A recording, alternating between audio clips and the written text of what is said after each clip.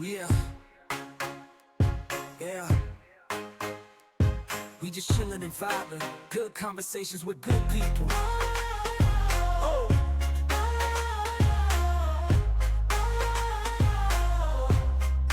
good conversations with good people.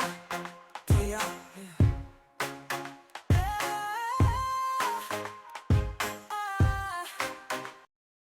Yo, yo, yo, yo, yo, this your boy Larry, and I'm chilling with fitness model and influencer Marion Rivera. How you doing, girl? I am doing great. How are you? You know the vibes, chilling and vibing. So how you been? Good. How you been? I've been good, working, grinding, working. What I'm saying, just in a cycle. It's good. It's all good. So, Marion, where you from originally? I am originally from Puerto Rico. Uh, actually, let's backtrack a little bit. I was born in Hoboken, New Jersey, but I grew up in Puerto Rico. Spent most of my childhood there. Been on a journey that's taken me from Puerto Rico to Boston to Ohio, and finally ended up here in Denver, Colorado. So, how was it growing up in Puerto Rico? It was awesome, to be honest with you. Hispanic families are very tight knit. There's always 10 people that probably live in the house. You could have uncles, cousins, brothers, sisters, whatever, living with you at the same time. So there's a big sense of community. And what is there to say about the climate? It's like 85 degrees year round. The beaches are gorgeous. The food is outstanding. So to me, it was like paradise. I lived there till I was 17, and then I came onto the mainland right after I graduated from high school. Wow, like that sound like the lovely life. Beautiful weather every day, You ain't got to worry about the cold. You ain't got to put on a Nope. jacket. Nope. Nope. Not at all. Not at all. T-shirts, you know, tank tops, shorts, flip-flops. It's all good. It's all So, good. like, describe to me a typical weekend growing up in Puerto Rico. What would you do? Usually, well, at least in my family, they were kind of stricter with me growing up. We would either, on the weekends, we would either go to the beach or we'd drive around the island and go visit other relatives that didn't live near us, unless it was a weekend or it was just time to do housework. Um, Mow the lawn, clean the house, do the laundry, do all the chores. Let's say that if they didn't get done from Monday to Friday, then that would be your weekend. Obviously, I preferred the one where we're exploring, we're going out, we're eating, we're having a good time, we're meeting friends, we're mingling. But it was also challenging. It was also challenging at the same time. When I moved to Puerto Rico, I lost my mom at a very young age. So I was raised by my mom's sister. And so that was kind of a challenge during my childhood, but I was able to overcome that just because, like I said before, I had a lot of family support to really guide me and kind of, show me the path of where I should have been, to move forward and to just do what I got to do. Just be yourself, be authentic, go out there, go to the mainland, kick some ass, and, kind of put me on a path to where I'm at right now. So, going back to Puerto Rico, I gotta ask because when I visit, I gotta know which beach is the best beach. Ooh, that is a great question. I was just in Puerto Rico 3 weeks ago. The best beach that I can say is Playa Flamenco, which is on right next to Puerto Rico. There's a couple like smaller islands right off of the west coast of the island. So you have to take a boat or a ferry to get over there. But it's called Playa Flamenco and it's in Vieques, Puerto Rico. It is one of the top five rated beaches in the world. The sand is white. The water is crystal clear, and the scenery around it, because not many people live on that smaller island, is just phenomenal. Phenomenal. Hasn't Some of it hasn't even been touched by man before, so it is just outstanding. Totally worth the ferry ride, or to just rent the boat to go over for the day, or if you wanted to spend the weekend there. Yeah, I love going to the islands, it just to relax and the scenery and man, it's just beautiful. It's just beautiful. Definitely. I haven't been to Puerto Rico since I went. It was a cruise. But I got Okay. off and we had I forgot what part of Puerto Rico it was. Well, You know, San we just Juan. yep, Yep. we got Yep. off and you know, we walked the little strip and then got back on the boat. You know, I really want to go and like explore, you know. I was just gonna say you would need at least, I would at least 7 days without Ooh, it, without including your travel days. Because that's what I did, 7 days, and then when you take off 2 days for travel, it technically turns out to 5 days. So I was always I'm extremely bummed out every time I have to come back home because it seems like I don't have enough time. 7 days would be an outstanding time frame for you to really go, really explore. The food, like I said, phenomenal. Everything home cooked. They have kiosks right on the beach where you can buy stuff and eat while you're there. Of course, drinks all around. It's just music, obviously, reggaeton, salsa, merengue, whatever you're going to hear. Even if you don't want to hear it, you're going to hear it because everybody's blasting it and just having a good time. It's a great sense of community. It's a great sense of community.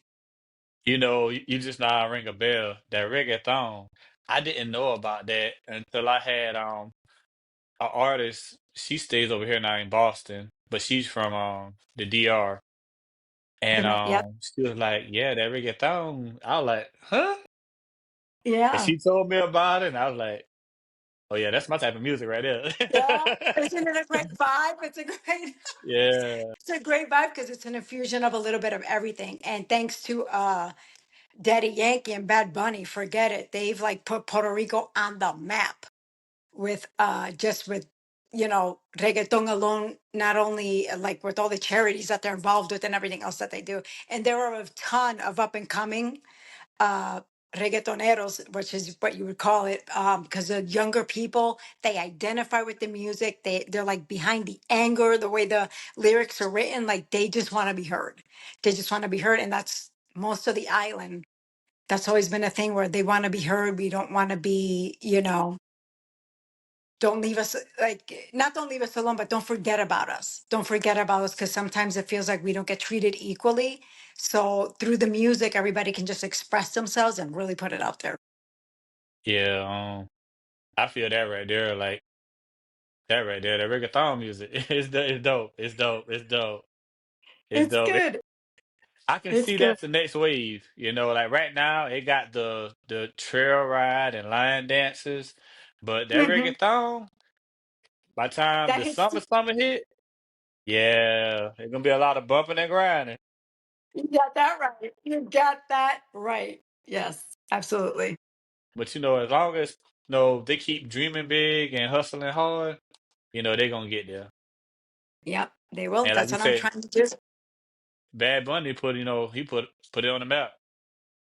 He, I think he's made us like so visible to the rest of the world. It's just great that he's using all everything that he's accomplished and how he grew up there and everything. It's outstanding how he's just put it out on the map and made Puerto Rico like a major focus for the world. So you say you just now left Puerto Rico. Like, how was that visit? It was awesome. It was awesome. It was a girls' trip. To be honest with you, it was just me, my four daughters, my sister, and my niece. It's exactly what we needed.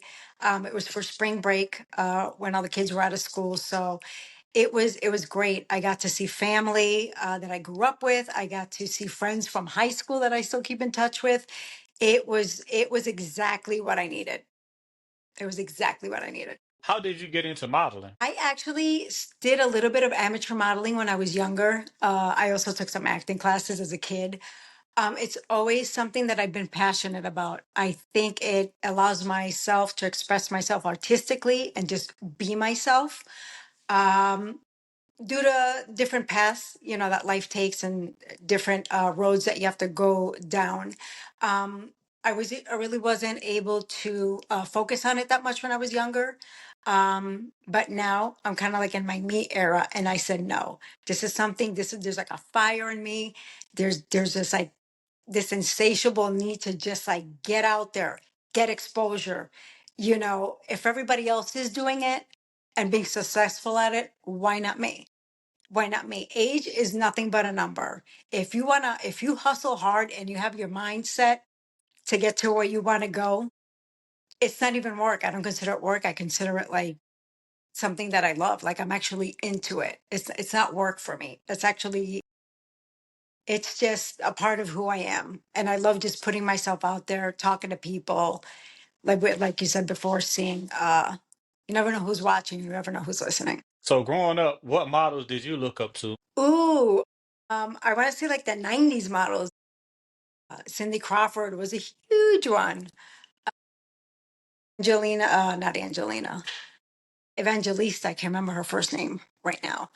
All the models from the 90s that made it look like it was effortless. Like all you had to do is just be yourself, put yourself out there, see see what'll happen, see how far you can go.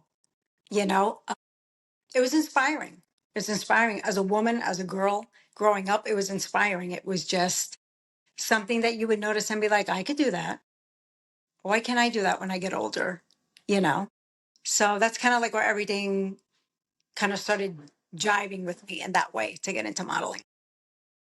What was the first magazine you was on the cover of? Ooh, this is back in 1991 when I used to live in Boston, my good old club days. I was on the cover of a magazine called Honey Magazine.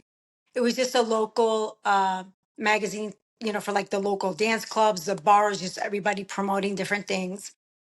But I had the guy who published the magazine kind of wanted to do a sex issue about the magazine.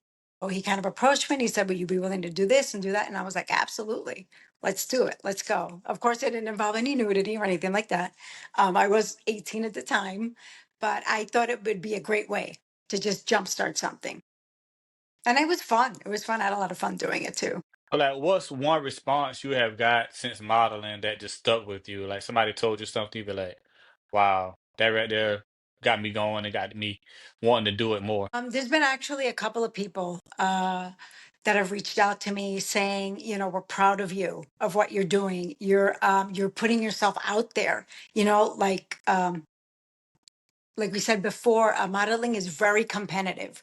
It's a hard business to break into. It's not easy to break into it. I'm not looking to be like, top model, doing this or doing that. No, I want to resonate with people. I want people to know, look at me, hear me, and say, she's doing this.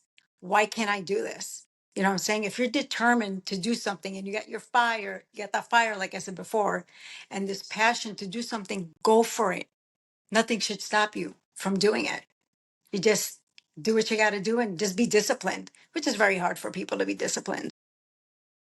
Especially nowadays, because everybody on TikTok time, nobody ain't got no patience. Everything has to be now instant gratification, post it, do this, do that. It's like, well, maybe you should slow down a little bit because it's not about just putting stuff out there. It's about the content. What's in it? What are you trying to convey? What is the message? Like, it's not all like, oh, I'm going to take a picture, post it. Oh, I'm going to take, make a reel, post it. Like, I think people just need to slow down and just really focus on what they're expressing and what they want people to know about them.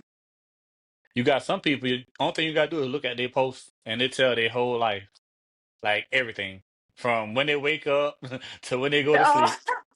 honestly, I think that's a little excessive. I do not do that. I do have a regular 9 to 5 job, full time, on top of what I'm trying to start, and get myself into. So, no, I don't. I don't feel the need to do that. I think that's more like the younger generation that they want to be like super present all the time. This is what I'm eating. This is what I did. This is where I'm headed. Not really in my vibe, that one.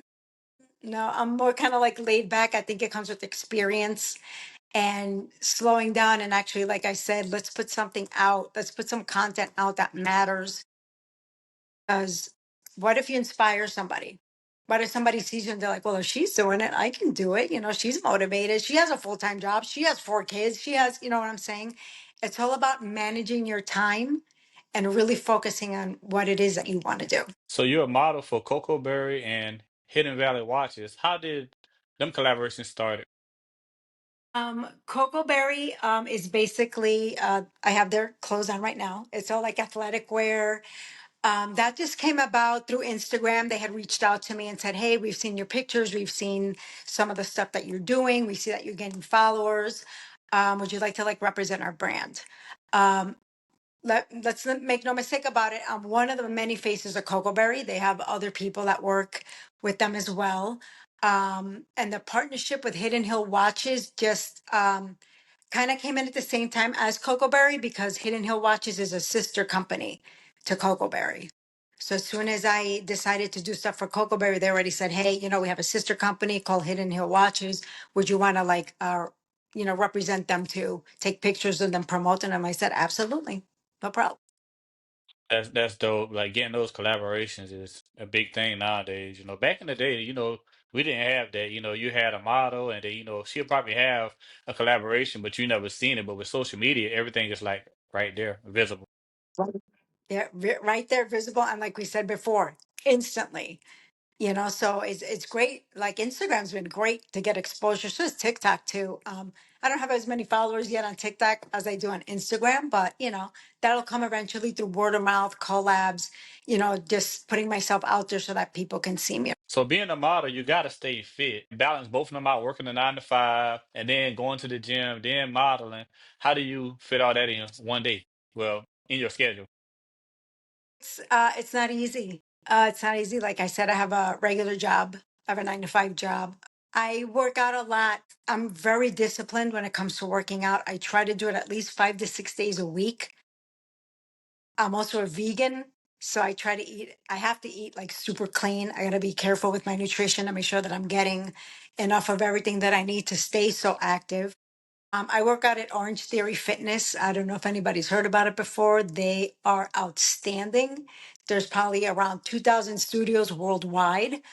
And what compromises Orange Theory, what they do is it's classes, it's regular exercise classes, but it's a 1 hour workout. So they want to get you in and out.